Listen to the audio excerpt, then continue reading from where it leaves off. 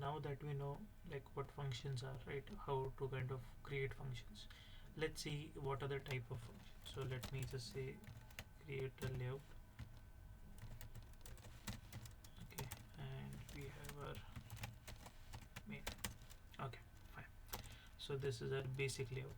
Okay, so now the functions basically that we are creating, that we can be created in four different types basically. Okay, so I've drawn a basic sketch, you can say. The first type which is there, that is no return type, no parameters. Okay, now this was the exact, like this was the type that we took an example of over here. No return type, no parameters. Okay, fine. So these type of functions, basically when you create these type of functions, they will like a function which is there, as I told you, they have four parts, right? Okay, so this is kind of your first section, I would say. Okay, then you have your function name which is there. Then inside your parameters in the round brackets you have something to give, and then you have your body section basically, right? So when, if I am writing it down, okay, in this fashion basically, so you have, okay, let's just make it big enough so that we can do this thing. Okay, fine. So we have our return type. Okay, then we have our function name. Okay, then we have our round brackets, and inside the round brackets we might have our parameters. Okay, too much.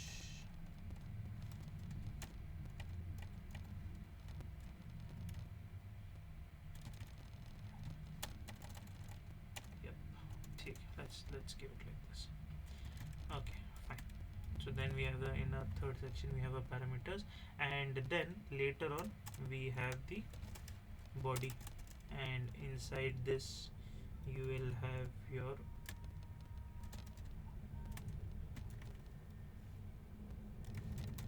statements. Okay, fine. So this is kind of the basic layout, you can see. Okay, so now what this return type means basically, now suppose say no return type. Okay, when this word is coming, basically you can directly say here a void is going to come, void. Okay, so now you might have noticed this void written over here in your programs also. When we are creating a simple program, if you notice this, we are writing void over here. Void means nothing. Okay, so what it is going to return, nothing basically. Okay, then you have the function name, and then you have the brackets. Okay, so here basically whatever the function name you want to give, you can give any name, but then again it shouldn't be starting with a number. Okay, fine, it should start with a kind of character only. It can contain numbers in between if you want to. Okay, but you cannot give a space and write something function like this. Suppose I cannot write something like this. So function space 1. Okay, now this is wrong. This will give an error basically when we run the program and we try to do something like this. Okay, it will give an error. So if I want to do something like this, I can give an underscore.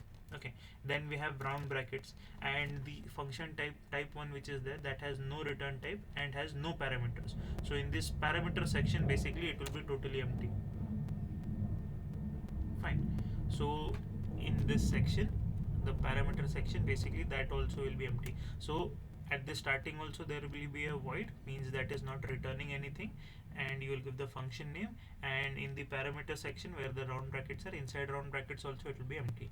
So it means that will have no parameters. Okay, and then in the curly brackets whatever statement you want to execute, that will be there. Okay, now let's kind of create a program only for this thing. I'll just take a simple example. We'll say addition of two numbers. Okay, so let's create a program for this. Okay, I'll just keep the heading also for this. Let's say write a program to add two numbers, and we'll say using functions, or using function maybe, suppose I'll say type 1. Okay, let's say using functions. Now then again, in exams or from kind of what you can say, curricular point of view, they won't be kind of defining you or telling you what is type 1, what is type 2, what is type 3. It is just for your understanding sake. I have divided these things or these function into these 4 categories. It is easier to understand also. When you're kind of dealing with programming, you will automatically understand what type of function it is, right? So it will be easier for you to code. Okay, so using functions. Okay, now what I want to do is basically I want to create a function now. Okay, let's say I create a function void and I name it, suppose say function underscore type underscore 1. Okay, because we are dealing with the first type. Okay, and in the brackets also I'm giving nothing, and I'm basically, now this was the type, this was the style where I was giving declaration and definition and the same line only. Okay, here itself. Okay, so I'm giving the function declaration and definition over here itself. Okay, now what I am going to do is I am going to accept two numbers from the user, add those two numbers, and I'm going to display the result also, and everything that I'm writing I will be writing in this kind of section only, in this function itself. Okay, so suppose I'll take two variables, suppose say integer a and b maybe. Okay, and I'll say okay, and I'll take one more, suppose say integer, suppose sum. Okay, I'll take these three variables. I'll suppose say print out a line. I'll say enter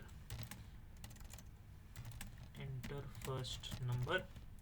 Okay, and I'll simply say scan it, and I'll scan it in %d comma ampersand a. Okay, I'll copy these two lines, I'll paste it down here, and I'll say enter the second number, and I'll scan it in b. Okay, now what I'll do is the sum which is there, sum is equal to a plus b. Okay, and whatever the sum which is there, that like is saved in the sum variable, and I'll simply say print it out. Okay, I'll slash n sum is equal to %d, and I'll just print the value of the sum. Okay, now now this program won't run directly, because as I had told you, if I just say compile this code, okay, I'll say function type 1. Okay, fine.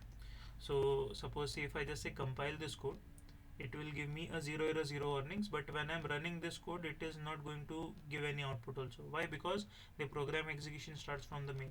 Now in the main section, basically we haven't called this function, so we need to call the function. Suppose I'll say function type 1. I'm calling that function. Okay, now when I try to compile the code, I'm again getting 0 error 0 warnings. Now when I run the code, now what happened was, now it is asking me for the first number. So what happened was the program counter checked this thing. Okay, it thought of it, okay, this is a function, it saved it in the memory, until unless main got kind of encountered, the execution didn't start. So as soon as the program counter encountered main, so the program execution started, and from here what it did is, what we are telling is call this function 1. So from here the pointer which is there, okay, the program counter is jumping back to inside this function now. So it declared these three variables. Now it is asking for it enter this line, and it is waiting for the scanf now. Suppose I enter a value, suppose I'll say 23. Okay, now it is giving over here for the second one, it is asking for the second number. Suppose say in second number I'll put 12. So the result is 35. Okay, so the addition should happen and the result 35 should be displayed. Okay, so the sum is 35 and the program ended. So as soon as the function ended, basically, so the program counter again went back and it went on to this line now. Now after this nothing is there, so ultimately the program ended. Okay, so understand how the function flow is working, how the program counter is jumping from places. Okay, that is a very important thing when we are dealing with functions, right? So now what I can do is I can use this function n number of times. I can call it 1000 times now. I'll put it in a loop, I'll call it continuously. So what will happen is these kind of 4-5 lines what you have written, you don't need to write it again and again. That's easier for you as a programmer. Okay, so this is your function's first type, where in the first type you are kind of taking the input. Okay, fine. So let's assume this is your input gathering. You are accepting the input from the user, you are kind of processing, okay, or basically you are doing the logical part calculations over here only, and you are kind of output displaying is also kind of done over here only. Fine. So input, processing and output, everything is done inside this function itself. Okay, So this type of function is called as a type 1 function, basically, where you have no return type, means basically you're not sending anything back from here, and you have no parameters in the bracket also. So this is your first type, you can